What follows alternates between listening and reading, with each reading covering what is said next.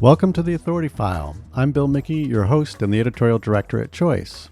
For this series, my guests and I are discussing an important topic: how to support students from diverse backgrounds, students of color in particular, to feel prepared and empowered for successful professional futures within and outside the academy. We'll also be talking about how academic publishers can play a part by fostering diverse voices in research, in the classroom, and beyond. Joining me for this discussion will be Dr. Rihanna Sherry Mason, a research scientist at Georgia State University's Urban Child Study Center and an adjunct faculty member at Spelman College, Dr. Pamela Queen, associate professor in finance at Morgan State University, Miranda Nunhofer, vice president of research at Sage Publishing, and Todd Baldwin, vice president, library editorial and DC executive lead at Sage Publishing. In the second episode of this series, which is sponsored by Sage Publishing, we'll talk about the many ways we can support students as they move into professional careers in academia and the corporate world.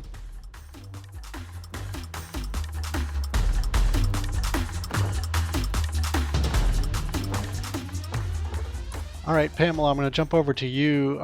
Can you talk about, I'm going to circle back to the PhD project real quick, and your ongoing role with that and how you are supporting new cohorts of PhDs. So I've been in academia now for about 11 years, and so I still work with the PhD project as a mentor or what we might call an advisor to the newer students that are coming in. Actually, this week we just had a check-in on Zoom with PhD faculty to give them some suggestions and guidance on how to stay on track with their teaching and research and service in what we call the post-COVID-19 environment. So I was able to provide a lot of details on my experiences with being an online teacher. I've been teaching online for some years now, and so going into that mode for me wasn't as much of a challenge as it was for some students, but I was able to give them some tips on how we keep our students engaged as well as on track. Time management is very important for students who are online. For some reason, they forget that when they were taking classes face to face, they were meeting with the professor, once a week for an hour a week or twice a week for an hour and a half. And for some reason, when they go online, they don't think that they need to put that level of time and energy into reviewing materials or looking at lecture materials or reading articles. And so providing sort of a outline for them on what to accomplish each week and how much time they should spend on activities is really helpful when you have an online class. Another area we find that there's problems is with the limited resources that some of our students have, especially with the demographics that we are targeting or dealing with. A lot of them experience the internet, not having the digital divide, not having internet access. Many don't typically buy new books. They use used books a lot. And so when you're working online, you really need to have the latest copy of materials. You need to have online access to readings and working problems. And so that's also been a problem with some of the students, especially as we went to an online format. But the PhD project always has an annual meeting with their doctoral students. They do it by discipline. And at that meeting, there's several workshops that we have. We always have a workshop that talks about the doctoral seminars, what to expect, what are some of the seminal papers in your field, how to prepare for your comps, how to choose a dissertation committee and topic. There's some thoughts around that, how to get published and what journals you should be trying to target, but mostly how to balance that teaching and research and service component of your career as a new professor. And it also acts as a pep talk or encouragement when folks are feeling, a little challenged and worrying, how do I get through this? You always have someone to talk to who has experienced those sorts of problems. Great. Yeah, you've mentioned in a previous conversation to prepare for this recording that one of the challenges is sort of almost like a hazing experience in pursuing a PhD in terms of, having all of this work suddenly thrown at you, and how it's such a different journey than entering graduate school from an undergraduate program. Can you talk a little bit about that and the culture around getting a PhD, and how the project helps students actually stay in the program? Sure. So one of the biggest differences that you kind of see between an undergraduate or master's degree and then going into a PhD program is, when you're in an undergraduate program or class or a master's class, it's a lot more exact and you can really describe what the outcome should be. Someone tells you to do A, B, and C, you'll get a passing grade. You do D and E, you'll get an A. And so it's not a lot of ambiguity. The PhD program, you're given more guidance and you're expected to kind of understand things through your discovery and your journey. So, your chairman may say, hey, it might be a good idea if you do A, B, and C and possibly D and E. And many of the students interpret that as an option. And so they'll do A, B, and C and then go, well, why didn't you tell me to do D and E? You didn't make it clear that you should do D and E. But the idea is that you are learning from your discovery that you should do D and E because it adds to the knowledge, it adds to helping to learn more. So it's not very precise. And so that gives people a lot of, discomfort and causes them to have a lot more stress going through that process. So it does feel like you're hazing them or something because you're not being very clear on or direct in what they should do or how they should progress. The PhD project helps you with that. If you think about it, many of us, again, have gone through those experiences, but we're returning to academia after being a professional or practitioner. And so just understanding the workload of a typical PhD program, a seminar, you will be expected to probably read up to 200 or so journal articles on various topics related to that class. And so that's a big workload, a very different workload than you may encounter in an undergraduate or even in your workplace. The way of thinking is a lot different. The PhD is a very research-based program. It's about critical thinking. It's about filling the gaps in knowledge that's missing, looking at how you can innovate with that knowledge versus, a master's degree is very practitioner based. You're just not just, but you're getting deeper knowledge about a specific topic that's related to your career. The other big difference is in the writing. PhD program, you're doing a lot of writing, a lot of research, and you're expected to write papers that may be upwards of a dissertation, maybe upwards of 200 pages, writing books, writing cases. Whereas in the master's program, you may be doing, or you're doing a summary report with a lot of pictures and charts that may be up, 100 pages or so. So those sorts of things are some of the differences that you encounter in the way you're thinking, the workload, the ability to write and research. And so that's often also a big challenge for people as they make that transition. All right, excellent. Rihanna, you've published work on the academic pipeline from students on up to faculty and some of the best practices at each step of the way. Can you talk about some of those, especially as grad students make the transition from or transition to postdocs and initial academic positions? So sure, I think you're referencing actually our book, which I'm Yes. excited to announce that Lever Press is releasing on tomorrow, actually, so May 28th, and it's called Academic Pipeline Programs: Diversifying Pathways from the Bachelor's to the Professoriate. It's authored by myself and Curtis Bird. Curtis Bird's the first author, but as you mentioned, yes, we take time to look at hallmark programs like the PhD project, and we look at it at each level. So we do have a few of the programs where we've done an in-depth analysis at the graduate level and the postdoc and faculty level. We've organized the book where at the end of each chapter, we kind of sum up these commonalities and best practices, as you mentioned. And I do want to say Pam gave very tangible examples of the social capital components that we mentioned for readers at the beginning in chapter one.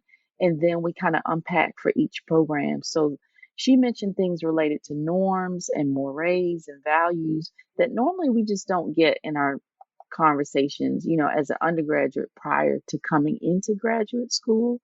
But those sorts of conversations happen within these academic pipeline programs. And then if you haven't been a participant at the undergraduate level, if you're just joining a program for the first time in your graduate community, then those workshops that Pam talked about, professional development series, have these sorts of discussions as well as mentorship. We found that in all the programs, there is some level of mentorship and also navigating the relationship and building trust between a mentee and a mentor. Those discussions happen as well. So whether it's a student to faculty mentor relationship or near peer or tiered peer relationship, that happens. And then, much like Pam also said, these larger meetings where you're seeing others either as alumni of programs, so you're getting a success story where you're able to see yourself then in someone who successfully navigated the process. Hmm. So those are a few that I can think of right now. Okay, great. So to stick with this just a little longer, I know the wife of one of our producers got her PhD in geosciences, and she took that to develop a career in state and federal policy. Often that sort of thing is talked about as a quote, leaky pipeline, but the leaky pipeline metaphor papers over, to mix metaphors here, a ton of individual nuance and the possibilities that are open to someone with a PhD. I just wonder if you or any of you had reflections on that idea. And Rihanna, I'll just stick with you for that first. So, sure, the whole leaky pipeline metaphor, many scholars are saying we should revisit. Is that what we should call it? Because there's different entry points. There's a lot of different places we can exit. And so, and then re-enter. And it's Mm. not really appropriate to say we're leaving.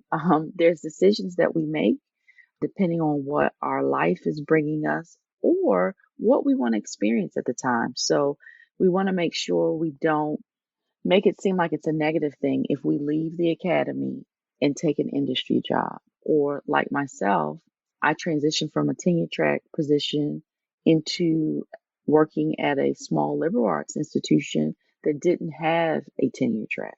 And so, serving in that way shouldn't be looked at something, less than following just one specific track. And as you mentioned, our disciplines are highly variable. And so there's other ways that we can show our scholarship. And then if we return, that's added value to the institutions where we're at. So I think there's some emerging additional metaphors.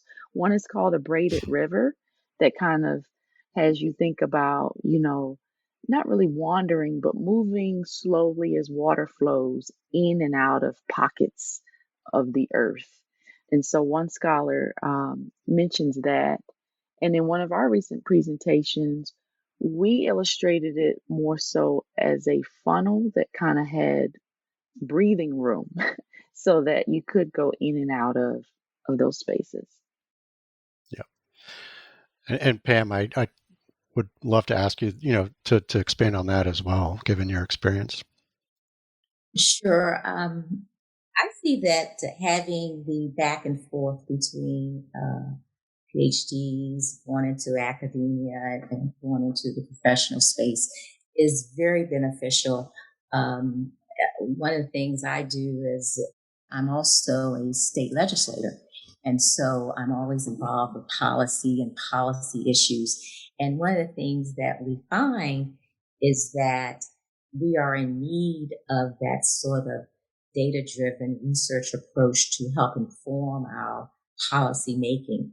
And so, we're finding more often, especially in the area of entrepreneurship, that we talk about making these entrepreneurial ecosystems, that we are using university and using these partnerships with those who have that research background to help better inform our policy making. So it shouldn't be seen as a problem or a bad mark to leave academia and to go into policy making and with some think tank and go back and forth. That's very important and very helpful to gather knowledge. And so I think that's we need to look at that and see that that's a positive and not such a negative thing to do. It's very much needed. Okay, excellent. Todd or Miranda, any thoughts on publishing's role in facilitating these moves to academia or exposing the possibilities beyond it? So I think the most important thing that we can do is to help offer role models of successful academics by who we publish. I just also think we have a responsibility to go a little further upstream than that. So, one of the things that we can do is we can partner with organizations like what Dr. Queen and Dr. Mason have been talking about in terms of the PhD project and the academic pipeline project, and we have been partnering with them. It's important for us that we help to amplify their efforts, but also to amplify the voices of diverse academics. And it's part of our publishing and our outreach that we can really. That's how we can do that. Beyond that, as I mentioned before, faculty are doing DEI audits of all their content. We can help them by giving them resources that we've developed using a DEI lens. We're still in the relatively early days of doing that, but we're doing it in earnest. For example, we're developing a new model on data analytics that teaches students how to do qualitative data analysis using an inclusive lens, which of course then they can use in their career as researchers. So one of the things that we really want to do is help them to understand how to do research, to make them comfortable in doing research that they want to do and research that they believe will have an impact. So that I think students are idealistic. They want to do great things in their lives, and we can help them to understand how the research can advance that. I also think that, again, getting back to speaking to students where they are in our video efforts, what do? We try to platform diverse voices of diverse communities. Again, that role model function. But we also, in that, try to get whoever is speaking in a video to talk to students, regardless of their identities and backgrounds, about how they can get involved academically, how they can pursue their own career, either in the academy or outside of their studies, so that they can take what they've learned and apply it in a larger context. Miranda, is there anything you wanted to add to that? No, I think that covers it, Todd. I mean, I'm just from a UK perspective, and I don't know, but we are working very closely with an organisation called Leading Roots, which is very engaged with the whole question of the kind of leaky pipeline, and we have a real problem in the UK with women and diverse. We have very few Black professors, very few women professors, bearing in mind how many women start out in academia. So there's a lot of work that they're doing, and we're supporting them with helping with training and, again, how to get published, how to support people staying in academia and getting through to the higher levels. So just from a UK perspective. Okay, great.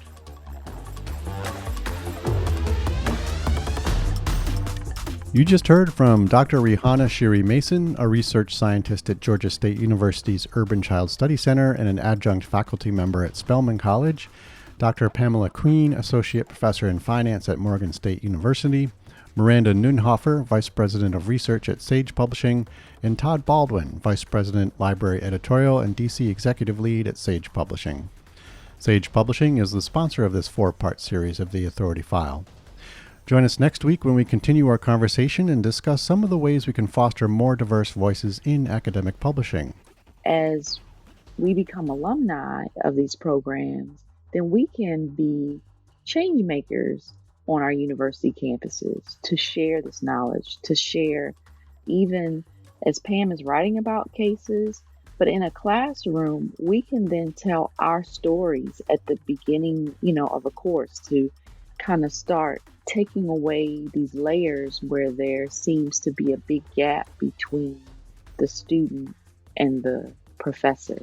So we can show students, who we are, have that courageous conversation, be vulnerable and transparent, and say what our journeys were actually like. If you like what you hear, rate us or give us a review on your podcast platform of choice. As always, sponsorship and advertising for the Authority File podcast are handled by Choice's advertising manager, Pam Marino, and all of our episodes are produced by Choice's senior digital media producer, Mark Dirks, and digital media assistant, Sabrina Kofer. That's all for this week. Thanks for joining us.